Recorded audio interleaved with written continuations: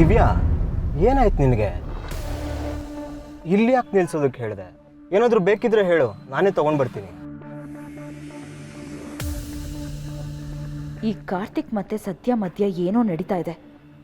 ಅದೇನು ಅಂತ ಗೊತ್ತಾಗಬೇಕು. ಅಲ್ಲಿವರೆಗೂ ಯಾವುದಕ್ಕೂ ಈ ಬಾಲನ್ನು ಆಪ್ಷನ್ ಆಗಿ ಇಟ್ಕೋಬೇಕು. ಇಲ್ಲ ಅಂದರೆ ಇಬ್ಬರನ್ನು ಕಳ್ಕೊಂಡು ಬೀದಿಲ್ ನಿಂತ್ಕೊಬೇಕು. ದಿವ್ಯಾ, ಏನು ಯೋಚನೆ ಮಾಡ್ತಿದ್ಯಾ? ಏನಿಲ್ಲ ಬಾಲ, ನಾನು ಬ್ರೇಕಪ್ ಅಂತ ಹೇಳಿದ್ದು ನೀನು ನಿಜ ಅಂತ ನಂಬ್ಕೊಂಬಿಟ್ಟಿಯಾ? ಅದನ್ನ ನಾನು ತಮಾಷೆಗೆ ಹೇಳಿದ್ದು. ಆದರೆ ನೀನು ನನ್ನನ್ನು ಇದೇ ರೀತಿ ನೆಗ್ಲೆಕ್ಟ್ ಮಾಡಿದ್ರೆ ಬ್ರೇಕಪ್ ಆಗುತ್ತೆ ಅಂತ ಹೇಳಿದ್ದು. ಅರೇ ದಿವ್ಯಾ, ನಾನು ನೆಗ್ಲೆಕ್ಟ್ ಮಾಡ್ತಿಲ್ಲ, ಆದರೆ ನೀನೇ ಆ ಥರ ತಿಳ್ಕೊತಿದ್ಯಾ ಅಷ್ಟೇ. ನೀನೊಂದು ಸ್ವಲ್ಪ ದಿನ ನನ್ನ ಮೀಟ್ ಮಾಡಕ್ಕೆ ಬರಬೇಡ. ಇದು ಬ್ರೇಕಪ್ ಅಲ್ಲದೆ ಇರ್ಬೋದು, ಆದರೆ ಮೆಂಟಲಿ ನನಗೆ ಬ್ರೇಕ್ ಬೇಕು. ಅರ್ಥ ಆಯಿತು ಅಂತ ಅನ್ಕೊಂಡು.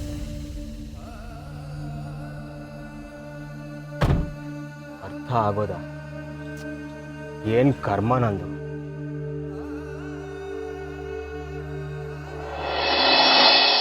ಆರಾಮಾಗಿದ್ದೀರಾ ಅಲ್ವಾ? ಜಾಸ್ತಿ ಏನೋ ನೋವಾಗ್ತಾ ಇಲ್ಲ ಅಲ್ವಾ? ನಾನು ಆರಾಮಾಗೇ ಇದ್ದೀನಿ, ನೀನೇ ಹಾರಾಡ್ತಿರೋದು. ಇವತ್ತು ಏನು ಕೆಲಸ ಮಾಡಕ್ ಹೋಗ್ಬೇಡಿ, ಕಂಪ್ಲೀಟ್ ಆಗಿ ರೆಸ್ಟ್ ತಗೊಳ್ಳಿ. ಏನಾದರೂ ಪ್ರಾಬ್ಲಮ್ ಆಯ್ತು ಅಂದ್ರೆ ಇಮಿಡಿಯೇಟ್ ಆಗಿ ನನಗೆ ಫೋನ್ ಮಾಡಿ. 5 ನಿಮಿಷದಲ್ಲಿ ನಾನು ಬಂದ್ಬಿಡ್ತೀನಿ. ಕಾಲೇನ್ ಸರ್, ವಿಡಿಯೋ ಕಾಲೇ ಮಾಡ್ತಾರೆ ಬಿಡಿ. ಮಾಡ್ತಾಳೆ. ಹಾ, ಅದಾದ್ರೂ ಪರವಾಗಿಲ್ಲ, ವಿಡಿಯೋ ಕಾಲೇ ಮಾಡಿಸಿ. ನೀವು ಮಾತ್ರೆ ತಗೊಳ್ಳಿ, ರೆಸ್ಟ್ ತಗೊಳ್ಳಿ, ಮರಿಬೇಡಿ. ಅದೊಂದು ಅರ್ಜೆಂಟ್ ಕೆಲಸ ಮಿಸ್ ಆಗೋಯ್ತು, ಅದನ್ನು ಹೋಗಿ ಮ್ಯಾನೇಜ್ ಮಾಡಬೇಕು. ನೀವು ಹುಷಾರಾಗಿ ನೋಡ್ಕೊಳ್ಳಿ. ನಾನು ಬರ್ತೀನಿ. ನೀವು ಹುಷಾರು ಸರ್. ಹಾ, bye. Bye sir. Amul baby,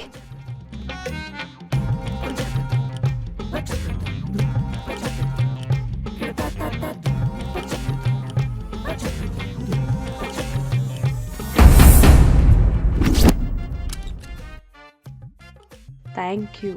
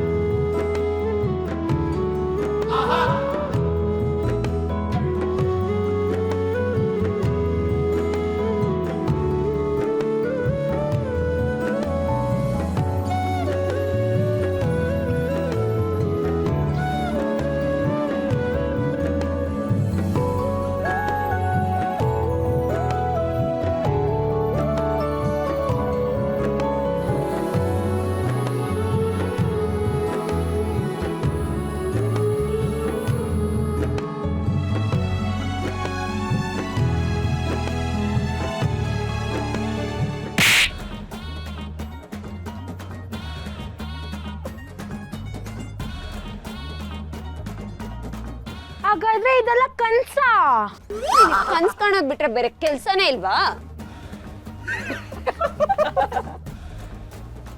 ಅಲ್ಲ, ಇವನಿ ಸಣ್ಣ ಗಾಯಕ್ಕೆ ಇವನ್ ಅಷ್ಟೆಲ್ಲ ರಾಧ ಅಂತ ಮಾಡ್ಬಿಟ್ನಲ್ಲ.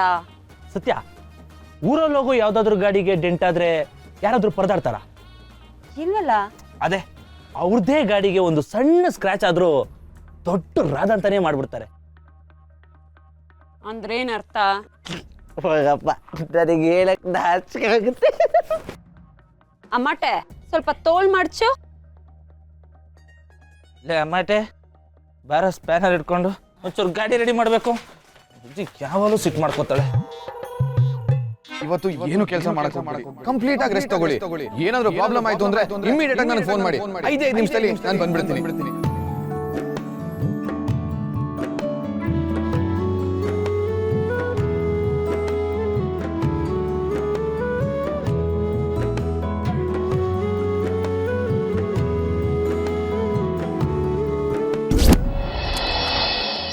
ಆಯಿತು ಸೀತಮ್ಮ, ಖಂಡಿತ ಹೇಳ್ತೀನಿ.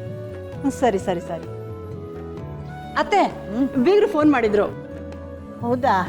ಎಲ್ಲರೂ ಚೆನ್ನಾಗಿದ್ದಾರಂತ? ನಿಮ್ಮನ್ನು ಕೇಳಿದ್ರು ಅತ್ತೆ. ದಿವ್ಯಾ ಬಂದ್ಲಾ? ಬಂದಿದ್ದೀನಿ. ಏನು ಹೇಳು? ದಿವ್ಯಾ ಬೀಗರು ಫೋನ್ ಮಾಡಿದ್ರು ಕಣೆ. ತಾಳಿ ಶಾಸ್ತ್ರದ ಪೂಜೆ ಇಟ್ಕೊಳ್ಳೋದ್ರ ಬಗ್ಗೆ ಮಾತಾಡ್ತಿದ್ರು. ಹಾಗೆ ಒಡವೆನೂ ತರ್ತಾರಂತೆ. ಅದಕ್ಕೆ ನೀನು ಯಾವಾಗ ಬಿಡುವಾಗಿದೆಯಾ ಅಂತ ಕೇಳ್ತಾ ಇದ್ರು. ಒಂದು ಕೆಲಸ ಮಾಡು, ನೀನು ಅಳಿಯಂದ್ರಿಗೆ ಫೋನ್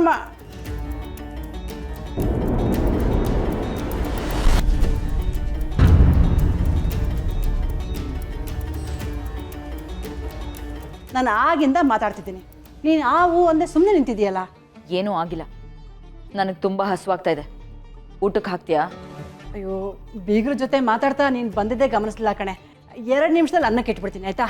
ಜಾನಕಿ, ಕಡೆ ಪಕ್ಷ ತಾಳಿ ಶಾಸ್ತ್ರಕ್ಕಾದ್ರೂ ಸತ್ತಿನ ಹೇಳ್ತೀಯ ತಾನೇ?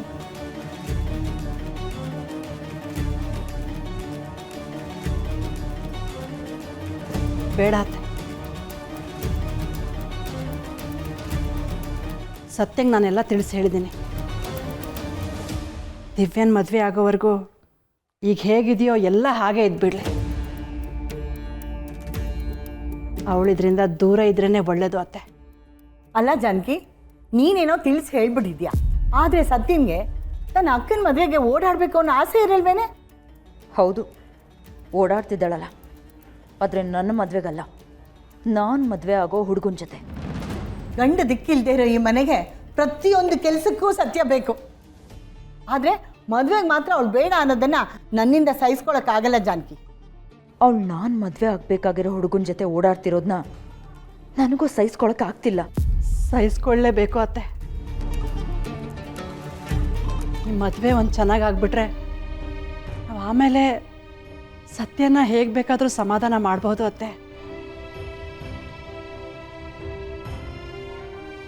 ಆದರೆ ಈಗ ಸತ್ಯಗೋಸ್ಕರ ಈ ಒಳ್ಳೆ ಸಂಬಂಧ ಕೈ ತಪ್ಪಿ ಹೋದರೆ ಆಮೇಲೆ ದಿವ್ಯನ ಭವಿಷ್ಯ ಹೇಗತ್ತೆ? ಸದ್ಯಕ್ಕೆ ಸತ್ಯನ ಮನಸ್ಸಿಗೆ ನೋವಾಗುತ್ತೆ ಅನ್ನೋದಕ್ಕಿಂತ ದಿವ್ಯನ ಭವಿಷ್ಯ ಚೆನ್ನಾಗಿರುತ್ತೆ ಅನ್ನೋದು ಮುಖ್ಯ ಅತ್ತೆ.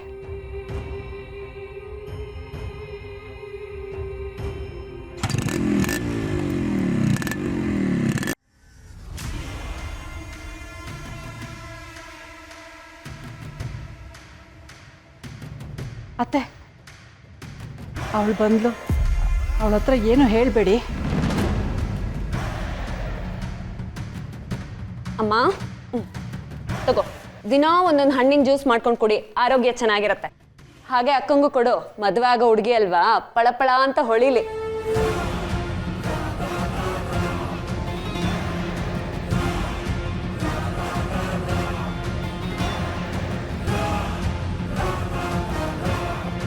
ಗಿರ್ಜಮ್ಮ, ನೀನು 1-2 ಮೂಸಂಬಿ ಸುಲ್ಕೊಂಡು ತಿನ್ನೋ, 2 ವರ್ಷ ಚಿಕ್ಕೋಳಾಗಿ ಕಾಣಿಸ್ತೀಯಾ? ಹಾ